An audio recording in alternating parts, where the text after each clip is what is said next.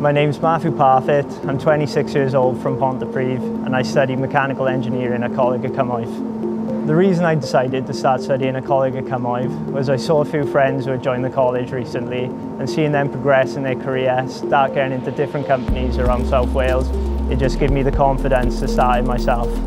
I had a few interests when I was younger in taking things apart, putting stuff together, and it kind of sparked that passion in me.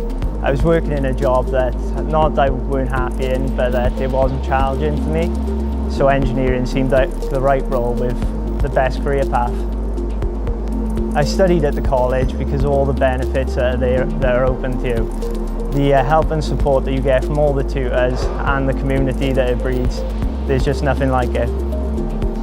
I highly recommend the apprenticeship programme at Ngholeg y Cymoedd, as it's an easy way to get your foot in the door, and the culture they breed there in bringing out the best in you and all the help and support given to you, you just can't beat it.